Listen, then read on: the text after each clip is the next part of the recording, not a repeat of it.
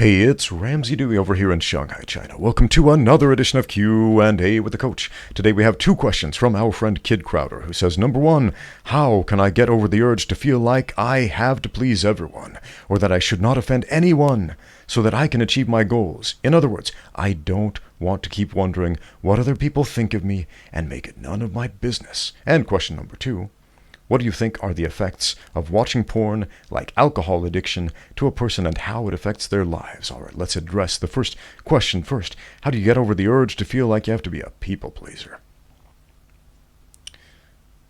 That's a hard one for me to relate to because I'm not a people pleaser. I have been accused of it from time to time with the content I put out on this channel, but I've always made it a rule for myself that I put out what I am interested in. And most of what I put on this channel is martial arts related stuff because that's something I'm really, really interested in. It's what I do for a living, for example. So I share a lot of that with you. I studied modern dance in college. I got a degree in modern dance. And when I told my mother about this, it was a weird conversation because she was not on board with that. My son, a dancer wearing tights in a ballet class, what is this all about? She's this old British lady. Probably get very offended if I called her old here on the internet. She's a classic British lady. There we go. That's what I mean by that. Classic British lady. With her accent and all that. So she was confused. She was not on board. And it's something that I wanted to do. I made up my mind quite firmly, and I told her, this is what I am doing. Period. Full stop. And she respected that decision. Didn't understand the decision, but respected it.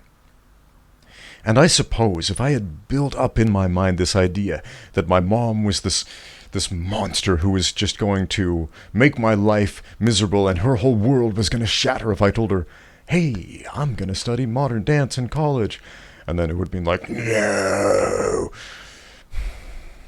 That's a projection. We often have this problem of projecting our ideas onto other people. I made a video on my YouTube channel that I really liked and nobody watches, called Happy Angry Jesus. And I illustrate this concept with a picture of Jesus by artist Del Parson, which shows a picture of Jesus with a neutral expression, a neutral face. But a lot of people look at this picture and they say, Jesus looks happy, and other people are like, no, Jesus looks mad at me. He looks like he's upset. And that's a projection because, it's a straight face, straight lip picture of Jesus just looking at you. But they're projecting this idea based on how they feel about Jesus, how they feel about themselves. Maybe they're a Christian and they have not been living in line with the teachings of Jesus, so they're racked with guilt, so they project this idea of Jesus looking all mad at them like, you better shape up, little whippersnapper. Or they feel good about themselves, and so they're like, they see this happy face on Jesus. So go check that out. Happy Angry Jesus, one of my favorite videos nobody ever watches. So I imagine you're probably doing plenty of that, projecting these ideas on other people. So you need to reevaluate what's happening in here, in yourself. Because you are not actually worried about pleasing other people. You're worried about pleasing yourself. What you're feeling has absolutely nothing to do with other people. It is all about what you are feeling. You are afraid of disappointing yourself.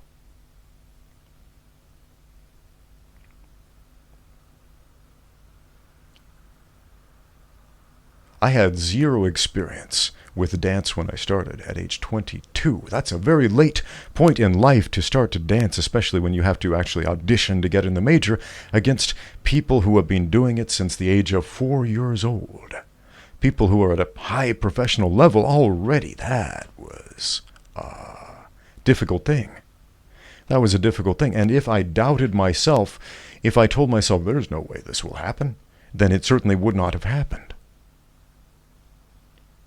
But I told myself, I will do this. I will do this no matter what. I will do what it takes to get this done. instead of thinking to myself, well, people are going to be disappointed because... No. You will be disappointed because of what you do, or what you don't do. More likely what you don't do. If I had not have done that, I would have so many questions left unanswered. Answer your own questions, my friends. I'm not saying don't send me questions. Answer the questions that well up inside of you. What if? That's the question. What if? What if I don't do this? What happens? Do it. Do it and find out. That's how you learn. And the result may be terrible. It might be great. It might be mediocre. But you won't know until you do it. By their fruits shall you know them. It's a Jesus quote for you. When he was talking about false prophets who come in sheep's clothing, but they're really ravening wolves. How do you tell the difference? Well, you tell the difference by what they do, their fruits, what they do, their actions. Same thing with you, same thing with all of the other aspects of life. How do you tell if it's good or bad? Well, does it give you the result you're looking for? If it doesn't, it's not good. If it does, congratulations. Pretty simple, straightforward advice. Question number 2, what do you think are the effects of watching porn, like alcohol addiction, to a person and how it affects their lives? Okay, that is very interesting that you compared pornography to alcohol addiction. Pornography is very much a drug. It is a highly addictive drug. Like most other harmful drugs, pornography does the same basic thing. It takes something that exists in nature, the human sex drive. Something which in nature, in the right context, with the right judgment, is actually good. And then it melts it down and distills it and strips away all the nutritious stuff and just leaves you with the most base element. Just the sexual titillation, if you will.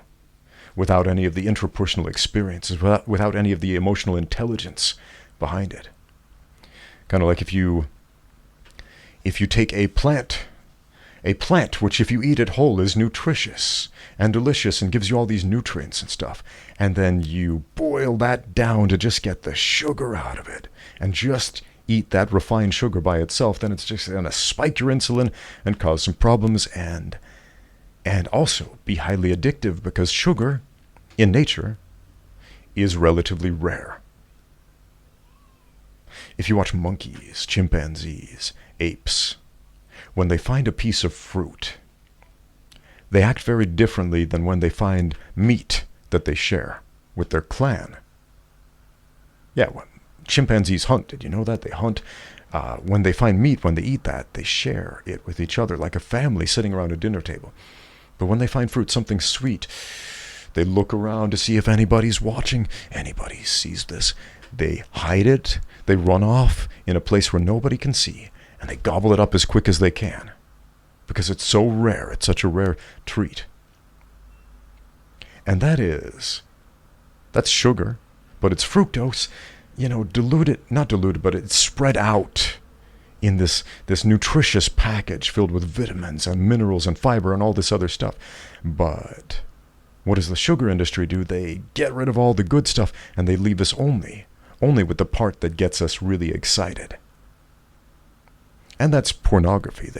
They just try to give us instant gratification without all the work. That's a problem, man. That's a problem. It's trying to give us power without responsibility. That's not how power works. Every Spider-Man fan should know that.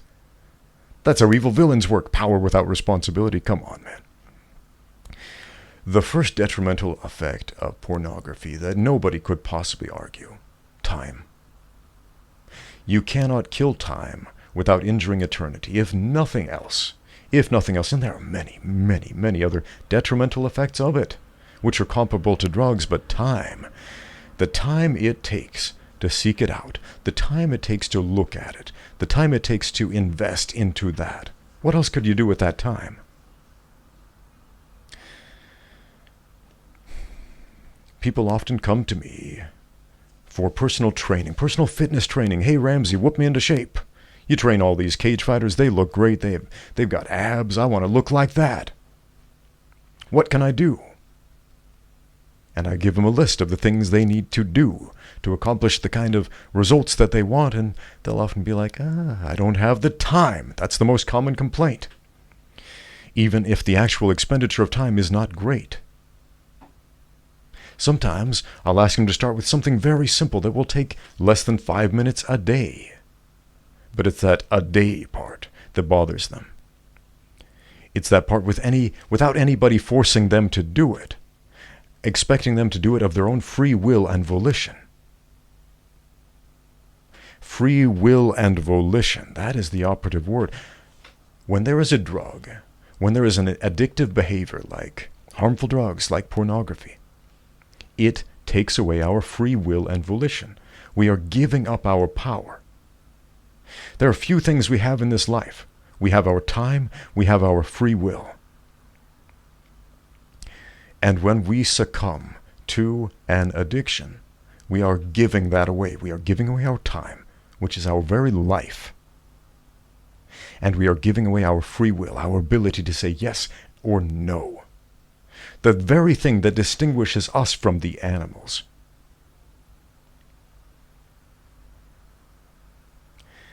The ability when our instincts say one thing, for our mind to say, wait, let's do something else, let's go another way.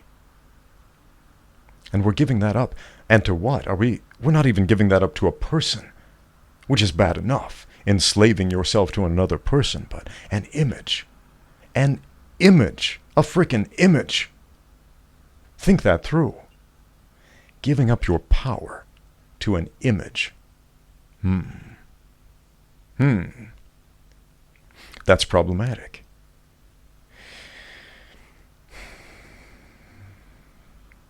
Speaking of primates, do you know about big-nosed monkeys? They are fascinating creatures. Funny-looking monkeys. They got this light brown fur. They have long, long noses. And in the big-nosed monkey society, they are a polygamous group. Generally, when there's a clan of monkeys, a clan is a group of primates, by the way, if you didn't know. Much like a murder is a group of crows, and a warren is a group of rabbits. Anyway, a clan of big-nosed monkeys living up in the trees. What happens when the males reach maturity, when they reach sexual maturity? They basically have a contest to see who has the biggest belly and the biggest nose. And the biggest, fattest monkey with the biggest nose becomes the alpha of the group and kicks all the others out.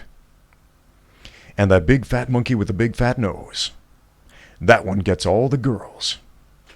And what do all the other monkeys who have just been excluded from the clan do? All the other male monkeys, all the other beta males, what do? They go to another tree and they look and they watch. They watch from a distance as the big fat monkey with the big nose gets all the girls. That's what animals do. What separates you from the animals? You do, my friend. Your own free will and volition separates you from the animals. Do you want to be a beta male big nose monkey in another tree watching the other one get the action? Why the hell would you do that? That makes no sense to me, unless you were suffering from addiction. Addiction causes people to do things which are otherwise very irrational. Do you remember those old TV commercials for Tide, laundry detergent, Tide with bleach?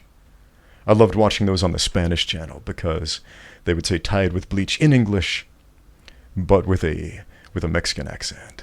Univision. Tide with bleach es el mejor de... How do you say detergent in Spanish? It's been like 20 years since I lived in South America. Anyway, Tide with bleach. But what they would always say in those commercials was, it's stronger than dirt. This detergent is stronger than dirt. Well, my friends, if you are dealing with a pornography addiction, that's dirt. And you need to be stronger than dirt. You gotta be stronger than dirt. Are you stronger than dirt? Are you a man or a monkey? I'm not saying that to belittle you if you suffer from addiction of any type. But you have to get your free will back. I can't give it back to you.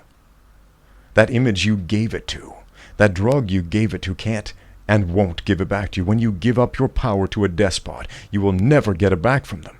You have to take it back. And the only way to take it back is to be stronger than that dirt that you gave it to. You got to exercise your own free will and volition. So yeah, man. Pornography will desensitize you. It will desensitize you to the most natural, fundamental, beautiful human experiences that are available out there as far as sexuality goes. It will desensitize you. It will make you think it is something less.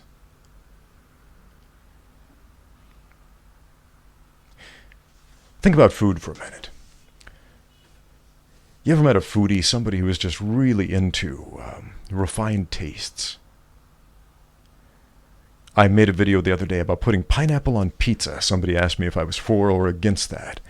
And I went on like a 7-minute rant about, traditional Italian-style pizza versus Argentinian-style pizza versus Boston-style pizza, the pros and the cons of each, and how generally the American concept of food, which is often eschewed by foodies, is to make things more bold and flavorful and extreme and put everything on it and cover it with cheese and all this stuff, which is really tasty if you grew up in that kind of culture. But to a lot of other cultures, non-American cultures, they are often put off by American food because it ignores the simple, elegant beauty of the palette of flavors that exist in nature. It's very unnatural. American cuisine is often very unnatural. And as a result, the waistlines of America are also representatively unnatural compared to much of the rest of the world. And a lot of people become desensitized with taste. If you eat a lot of hot sauce, for example, eventually it doesn't taste so hot anymore. And so you got to get the hotter stuff. And then the hotter stuff and the hotter stuff until, you can eat just habanero peppers and they're not even going to tickle your tongue a little bit. Meanwhile, everybody else will be staring at you like, you are not human. You're some kind of monster. What is going on there? Are you a robot? That would kill me. Because they're desensitized. So why is it dangerous to desensitize yourself? For the same reason, or a very similar reason that desensitizing yourself to a drug.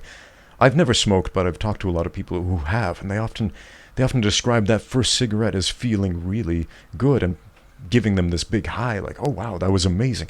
But after that, less, and then less, and then less. And then suddenly they just need the cigarette just to feel normal again. Not to get high, but just to feel normal. Without it, they start feeling sub-normal. Without it, they feel like crap.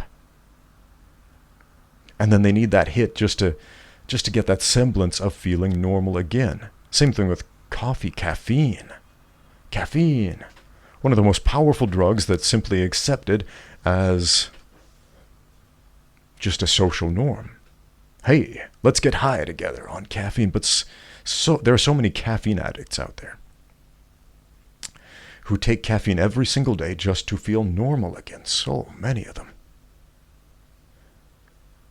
And I wonder if they even remember the first time they had that cup of coffee or whatever it was, and how that made them feel compared to how they feel when they don't have their coffee in the morning. Man, I've known so many people who were just miserable, terrible people until they got their coffee, and then they perked up, and they started acting like a normal human again.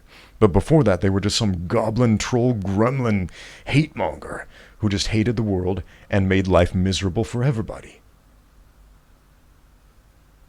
Because they had become desensitized to normal. Not just desensitized to being high, but desensitized to normal.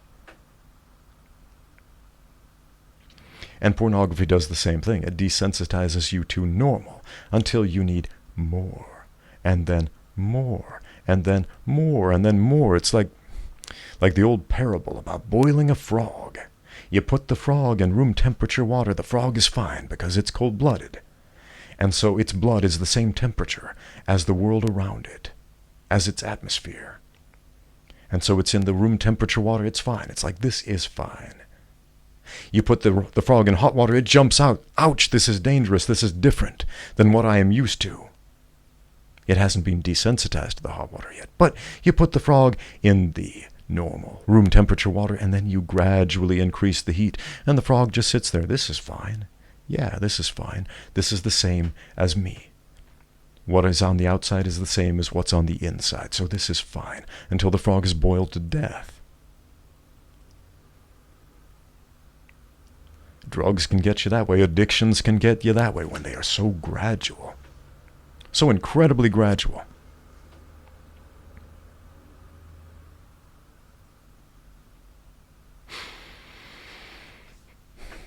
So, my friend, the answer to your second question is very much the same as the answer to your first question. Use your own free will and volition. Instead of being a people pleaser or a yourself pleaser, which is what addiction does. It's to please yourself, to get that instant gratification without the work. Work makes us strong. Just like vitamins and minerals and fiber and all of that stuff helps to make us healthy. Instant gratification makes us weak. Do you want to be weak? Ah, man, what does a man do? A man works. A man works. Another thing pornography does is it has pathologized the idea of masculinity. It has. Pathologized, meaning made it seem like an illness, made it seem like a weakness. The world is going through all kinds of crises right now. One of those crises is, how do you say the plural of that word? Correct me in the comments down below. One of those problems right now is an attack on masculinity, on men. Now, hear me out. And by saying this, I am in no wise trying to diminish any other group. Let's lift each other up instead of tearing anybody down. You may have heard the term toxic masculinity. And I understand what most people mean when they say that. They mean bad behavior. Bad behavior from men, from male people. And the language that they chose to use to describe bad behavior, I don't like that, because it makes masculinity in general sound like a bad thing. And that term toxic masculinity is experiencing semantic drift, and has experienced semantic drift in so much that people are now conflating masculinity with being problematic. The crisis of masculinity under attack, man. Pathologizing masculinity, pathologizing men is a problem. How does pornography do that? How does it do that? Anything that subjugates men, that enslaves men, that takes away their will, especially when it is given up voluntarily, that's a problem, my friends. Do not participate in that.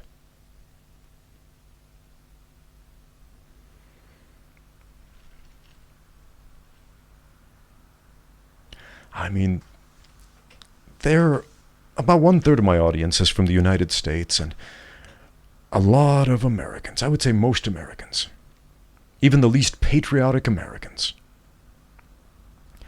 would still be willing, if a foreign invader invaded the United States and tried to enslave the American people, those words alone would get most Americans to perk up and say, heck no, we would fight that. We would fight to the death. We would take up arms against that. Most people in most countries, if your country was being invaded, you would probably feel the same way. You would probably think, no, I will not stand for that. I will fight against that. In one way or another, I will fight against that. Some of you live in countries where that has been or even is the case right now. And certainly, you have not and are not happy about that. So how many of you would willingly, just willingly, let some evil invader who does not have your interest in mind, just let them in. Just let them in your front door. How many of you would do that? My guess is 0. But yet we do that all the time with our behaviors, with our choices. Why? Because we're being boiled alive like the frogs. Little by little by little. Again, that imaginary foreign invader, that evil army invading your country, that is the parabolic hot water that you drop the frog into and he jumps out right away. He won't stand for it. But pornography, drugs, even the simple socially acceptable ones, the gateway ones, if you will. What are those? That's the water getting hotter and hotter and hotter, hoping we won't notice it until we're dead. Thank you for the question. Now get out there and train.